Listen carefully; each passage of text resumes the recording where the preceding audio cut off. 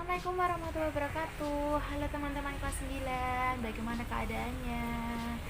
Semoga keadaan kalian baik-baik saja ya. Eh, Bagaimana liburannya? Bosan, senang, puas, sedih, atau bagaimana? Ceritanya gimana nih ceritanya? Ada yang mau bercerita nggak? Nanti kalau mau bercerita nanti PM lewat WA saja ya.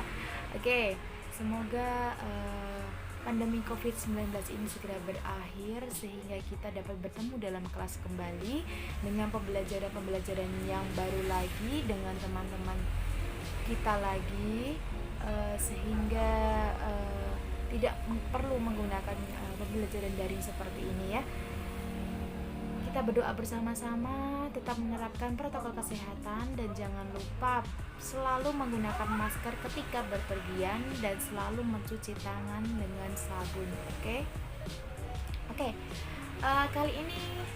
Materi kali ini kita akan belajar mengenai teks laporan percobaan ya, seperti yang ada di dalam buku kalian. Silahkan dibuka bukunya. Nanti kalian buka bukunya dan simak baik-baik video yang akan kita tampilkan kali ini. Oke, ada yang tahu teks laporan percobaan itu seperti apa? Oke, teks laporan percobaan didengar menggunakan laporan percobaan. Percobaan itu adalah menguji. Jika ada kaitannya dengan pembelajaran IPA, pasti akan ada pembelajaran laporan percobaan yang berkaitan dengan pembelajaran IPA. Oke, kali ini kita simak video bersama-sama ya. Kita lihat videonya. Selamat datang di channel Guru Bahasa. Hari ini kita akan bicara mengenai teks laporan percobaan. Tahukah kalian apa itu teks laporan percobaan? Jadi, teks laporan percobaan adalah suatu bentuk tulisan yang memaparkan suatu fenomena dari hasil pengamatan bertujuan menginformasikan hasil yang diperoleh kepada orang banyak. Selanjutnya, kita akan berbicara mengenai ciri-ciri teks laporan percobaan. Yang pertama, teks laporan percobaan bersifat umum atau universal. Kedua, teks laporan percobaan lebih menekankan pada pengelompokan terhadap suatu hal yang dibahas. Yang ketiga, teks laporan percobaan memiliki hubungan antara yang dijelaskan dengan kualifikasi yang dijelaskan. Misalnya, objek yang diamati adalah planet Venus, maka dapat diklasifikasikan misalnya pengertian planet Venus, ukuran planet Venus, ciri-ciri planet Venus, dan sebagainya. Begitupun dengan kelelawar, misalnya yang diklasifikasikan adalah jenis kelelawar, ciri fisiknya, dan kebiasaan hidupnya. Nantinya, bagian-bagian yang telah diklasifikasikan akan dijelaskan secara rinci sehingga menjadi sebuah teks laporan. Pembahasan selanjutnya adalah struktur teks laporan. Struktur teks laporan yang pertama adalah pernyataan umum. Pernyataan umum berisi klasifikasi aspek dari sesuatu seperti hewan, alam, tumbuhan, dan lain-lain yang dibahas secara umum. Misalnya, dalam teks kelelawar, pernyataan umumnya adalah kelelawar merupakan mamalia. Kelelawar satu-satunya mamalia yang dapat terbang. Ada lebih dari 1000 jenis kelelawar seperti kelelawar vampir, kelelawar telinga panjang, kelelawar ekor 3, dan kelelawar buah.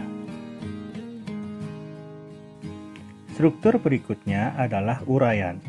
Uraian menggambarkan sesuatu yang dibahas secara rinci, bagian per bagian, kebiasaan atau kebutuhan hidup makhluk hidup, dan penggunaan bahan dan alat, perilaku alamiah, dan hal khusus.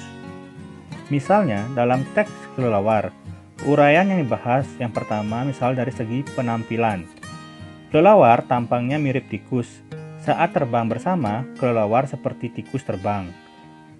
Lalu, dibahas mengenai kebiasaan makan. Beberapa kelelawar makan darah, buah, ikan, dan kaktus. Lalu, dari kapasitas. Kelelawar dapat mendengar dari jarak 1 km. Mereka jenis nokturnal. Kelelawar melihat dengan pupil mereka. Oleh sebab itu, mereka membuka matanya lebar-lebar untuk melihat. Dilihat dari perkembangbiakan. Misalnya, kelelawar memiliki bayi. Kelelawar menyusui anaknya. Selama setahun, kelelawar memiliki 3 bayi. Oke, setelah lihat video tersebut, gimana? Kalian ada yang belum paham? Cukup jelas kan? Kalau kurang jelas nanti bisa ditanyakan lewat WA. Karena durasi juga nanti takutnya kalau kelamaan kuota kalian juga habis. Oke, sementara itu dulu. Dan tugasnya, dengarkan tugasnya baik-baik. Tugasnya silahkan salin materi yang disampaikan tadi ke dalam buku tulis. Hanya pengertian, ciri, dan strukturnya saja ya. 3 itu silahkan disalin di buku tulis kalian. Oke, jika sudah selesai, silahkan mengumpulkan ke saya. Seperti biasa, dimintakan tanda tangan orang tua, lalu diberi tanggal.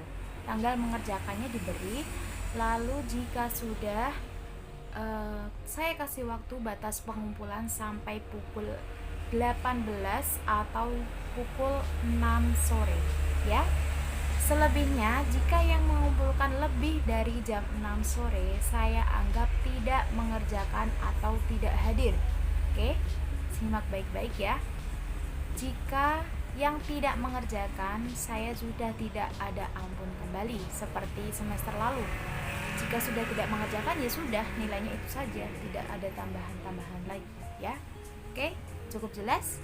Jika kurang jelas bisa ditanyakan ke WA saya. Terima kasih, pembelajaran hari ini selesai. Kurang lebihnya saya mohon maaf. Wassalamualaikum warahmatullahi wabarakatuh. Terima kasih.